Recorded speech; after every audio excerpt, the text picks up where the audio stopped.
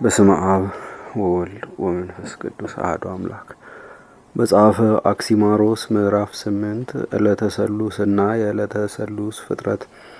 መሸ ነጋ፣ ሶስተኛ ቀንም ሆነ። በዚችም ዕለት አዝርዕትን፣ አትክልትን፣ ታላላቅ እጽዋትን ታወጣ ዘንድ እግዚአብሔር መሬትን አዘዛት። መሬትም የታዘዘችውን አስገኘች። ገነትንም ከመሬት ብቅ ከሰማይ ዝቅ አድርጎ ፈጠረ። አስተዋይ ልቡና ካላችሁ የእግዚአብሔርን አስደናቂ ስራዎች ታውቁ ዘንድ ስሙ። ከዚህ በኋላ ነጋ፣ ሶስተኛ ቀንም ሆነ። እግዚአብሔርም ከሰማይ በታች ያለ ውሃ በአንድ ቦታ ይወሰን፣ የብሱም ይገለጥ አለ። እንዳለውም ሆነ። ውሃዋም ከምድር በታች ወረደች፣ ከእሳቱ በላይም አስቀመጣት። ከዳር እስከ ዳርም ደረሰች። የውሃውንም ቅጽር ከነፋስ ቅጽር ጋር አያያዙ። እሱ ባወቀ ገንዘብም በማኅተሙ አተመው። ነገር ግን በመካከል እንዳይገናኙ አየርን አደረገ። እንዲሁም በነፋሱና በእሳቱ መካከል እንዳይገናኙ አየርን አደረገ። ለነፋሱም ከበርባሮስ ጋር እንዳይገናኝ ከመካከሉ ክፍት ቦታ አበጀለት። ነገር ግን የሁሉም ቅጽሮቻቸው አንዱ ከአንዱ ጋር የተያያዘ ነው። ጽኑ በሆነና በማይለያይ በእግዚአብሔር ማኅተም የተዘጉ ናቸው። ክፍተታቸውም ከዚህ እስከ ጠፈር እንዳለው ርቀት ያህል የተራራቀ አይደለም፣ በየመጠናቸው ነው እንጂ። ነገር ግን ለምድር የአየር መመላለሻ ክፍተት የላትም። በውሃው ላይ ሰርቶ አጸናት እንጂ። ምድር አወጣጧ መጀመሪያ ከምስራቅ፣ ሁለተኛ ከምዕራብ፣ ሶስተኛ ከአዜብ፣ አራተኛ ከመስዕ ነው። በአራቱም ማዕዘነ ዓለም በውሃ ላይ ተንሳፋ ወጣች ወይም መጣች። በአንድ ላይ ተሰብስባ በውሃው እምብርት መካከል ተገኘች። እሷም ዶዳሌም ናት። ጌታችንም ድህነትን ያደረገባት ይህች ምድር ናት። ይህችም ምድር ከጽንፍ እስከ ጽንፍ ደረሰች። የምድርንም ቅጽር ከውሃ ቅጽር ጋር አያይዞ እሱ እንዳወቀ በማኅተሙ አተማት። ዳግመኛም አካሏን እንዲገዝፍ አድርጎ በውሃዎችና በምንጮች ላይ እንድትጸና አደረጋት። የቀሩት ውሃዎች በመሬት ላይ ባሕር ሆኑ። እነሱም ኢያሪኮና የኤርትራ ባሕርና ሌሎቹም ሁሉ ናቸው። እነዚህም በውቅያኖስ አይነት በሸክላ ውስጥ እንዳለች እፍኝ ውሃ ታህል ናቸው። ከመሬት በታች ያለች ውሃ በሴቴ ጾታ ትጠራለች። በሰማይ ያለው የአኖስ ውሃ ግን በወንዴ ጾታ ይጠራል። እንደገናም እግዚአብሔር ምድርን ታላላቅ ተራራዎችን፣ ታናናሽ ኮረብታዎችን እንድታስገኝ አዘዛት። ለመሬትም፣ ለባሕርም፣ ለእሳትም፣ ለበርባኖስም 6 በምስራቅ 6 በምዕራብ 6 በአዜብ 6 በመስዕ መስኮቶችን አበጀላቸው። ለእያንዳንዳቸውም መስኮቶች ጠባቂዎችን አቆመላቸው። ለሁሉም መሽረቦችን ወይም መውረጃዎችን አበጀላቸው። ገባር የሆነው ወንዝ ወደ ዋና ወንዝ እንደሚገባ ሁሉ እሁድ በመጀመሪያይቱ ሰዓት እግዚአብሔር ይችን እሳት የማያቃጥል ረቂቅ ብርሃን ታስገኝ ዘንድ እግዚአብሔር አዘዛት። እግዚአብሔር ያችን ብርሃን ቀን ብሎ ጠራት። ከበርባሮስ የተገኘውን ጨለማም ሌሊት ብሎ ጠራው። በዓለም ውስጥ ሌሊትን ትባል ዘንድ ዘወትር በምዕራብ መስኮት ውጣ። ነገ በሆነ ጊዜም ወደ እናትህ ወደ በርባሮስ ተመለስ አለው። እንዳለውም ሆነ። ዳግመኛም እግዚአብሔር ነፋሳትንና እሳትን በ24ቱ መሳቅወ ዓለም ወይም መስኮቶች ወጥተው መሬትን የብስ ያደርጓት ዘንድ አዘዛቸው። መሬትም ከሚነፍሱት ነፋሳት ኃይልና በበላይዋ ከሚነደው የእሳት ኃይል የተነሳ ደረቀች። መሬትም ሙሉ በሙሉ ደረቀች። ተራራዎች፣ ድንጋዮች እንዲሁም ገደላ ገደሎች ጠነከሩ።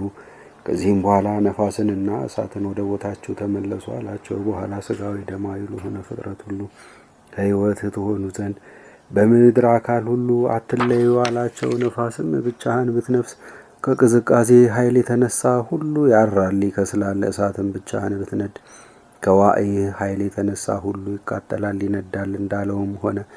እግዚአብሔርም መስኮቶቻቸውን ዘጋ። ከዚህም በኋላ እግዚአብሔር ምድርን የተለያየ መልክ፣ የተለያየ ፍሬ፣ የተለያየ ጣዕም ያላቸውን አዝርዕትን፣ አትክልትን፣ እጽዋትን ታወጣ ዘንድ አዘዛት። እንደገናም እግዚአብሔር በውቅያኖስና በነፋስ ውስጥ ያሉ ብዙ ፍጥረታትን ፈጠረ። ነገር ግን በበርባሮስ ውስጥ ፍጥረት የለም፣ በበታቿም ሌላ መሰረት የለም፣ የዳርቻዎች ሁሉ መጨረሻ ናትና። እንደገናም የውቅያኖስን ዳርቻ ከፋሌክ ዳርቻ ጋር አያያዘው። እሱም ባወቀ በማኅተሙ አተመው። ከዚህም በኋላ እግዚአብሔር ገነትን ከሰማይ ዝቅ ከመሬት ብቅ አድርጎ ከዚህ ዓለም ውጭ በምስራቅ በኩል ተከላት። በመካከሏም ዕፀ ሕይወትን ተከለ። ጫፏም ሰማይን የሚነካ ይመስላል። ፍሬዋም ከእግር እስከ ጫፍ ድረስ ነው። ከፍሬው አንድ አንስተው ከመዋጣቸው በፊት በተቆረጠባት ቦታ በሱ ፈንታ ሌላ ይተካል። ከፍሬዋም የሚቀምስ ሁሉ በእግዚአብሔር ቸርነት በስተቀር ከዕፀ ሕይወት ፍሬ መብላት ለፍጡር አይገባውም ይላል። የቅጠሉ ሽታ ጣዕምም ያለ ሕመም ነፍስና ስጋን በደስታ ይለያል። እግዚአብሔርም ከዕፀ ሕይወት ስር እንደ ወተት ነጭ የሆነ የሕይወት ውሃን አፈለቀ። ከእሷ የሚጠጣ ሁሉ ቆዳው ተገልፍፎ እንደሚታደስ እባብ ታድሶ ወደ ዘለዓለማዊ ሕይወት ይለወጣል። እግዚአብሔርም ዕፀ ሕይወት በተተከለችበት ቦታ በአራቱ ማዕዘን የተለያዩ ስሞች ያሏቸው 4 እጽዋትን ተከለ። እግዚአብሔርም ከእነዚያ ዛፎች ስር 4 ወንዞችን አፈለቀ። ወይንን የሚያፈልቀው የትልቁ ወንዝ ስም ግዮን ነው። የኢትዮጵያንም ምድር ይከባል። ወተትን የሚያፈልቀው የሁለተኛው ወንዝ ስም ኤፍራጥስ ነው። ዘይትን የሚያስገኘው ወንዝ ስምም ጤግሮስ ነው። ማርን የሚያፈልቀው የአራተኛው ወንዝ ስምም ኤፌሶን፣ እሱም ሶርያን የሚከብ ነው። ነገር ግን ወደ ዓለም ሲገባ ንጹሕ ውሃ ይሆናል። ከላይ የገለጽናቸውን ወተት፣ ዘይት፣ ማር መሆናቸው ይቀራል። ከዚህ በኋላ እግዚአብሔር ያለ ዘር ካበቀላቸው ከእርሱ ብቻ በቀር ማንም ሊቆጥራቸው የማይችል የተለያየ ጣዕም የተለያዩ መዓዛ ያላቸው እጽዋትን ታበቅል ዘንድ ገነትን አዘዛት። በጌትነቱ ክብርም ጋረዳት። ሞትን ያመጣችብንን ዕፀ በለስን መልካምንና ክፉን የሚያስታውቀውን ዛፍ ከዕፀ ሕይወት በኋላ በዕፀ ሕይወት ምዕራብ በኩል ተከላት። የተድላ ገነትም ስራዋ እንደዚህ ነው። የዛፎቿ ቅጠሎችም እንደ ኮከብ ያበራሉ። ከሁሉም የሚያንሰው የዛፎቿ ቅጠል 12 ክንድ ይሆናል። አንዷ ፍሬ የምትመዝነው 2 ወቄት የብር ሚዛን ይሆናል። የፍሬዎቹም ጣዕምና መዓዛ በአፍና በአፍንጫ እስከ 7 ቀን አይጠፉም። ዳግመኛም እግዚአብሔር በገነት ምዕራብ ነፋስ እንዲነፍስ አደረገ። መዓዛውም እጅግ የሚያስደስት ነው። ከገነት እጽዋትም ፍሬ ወስዶ ምግብ የሆናቸው ዘንድ ወደ ብሔረ ብፁዓን ይጥልላቸዋል። ዳግመኛም በገነት በቀኝ በኩል አስደናቂ የሆነ እስከ ጥልቀቶች ድረስ የሚያበራ እንደ በረድ የነጣ ጣዕሙም ከአድናቆት በላይ የሆነ ባህርን ፈጠረ። ጣዕሙም ከአድናቆት ያለፈ ነው። በጣም በእይታም በሌላ ቦታ ውስጥ እንደሱ ያለ ባህር የለም። ይህም ባህር ስሙ ምራቁ ለአብ ይባላል። ለዘላለም ሕይወት የተዘጋጁ ቅዱሳን በሱ ይታጠባሉ። ሁሉን ፈጥሮ በሚገዛ አምላክ በእግዚአብሔር የተፈጠሩ ዓለማትና የተለያዩ መካናት እንዲሁም በውስጣቸው ያሉ የማክሰኞ ፍጥረታት አፈጣጠር ተፈጸመ።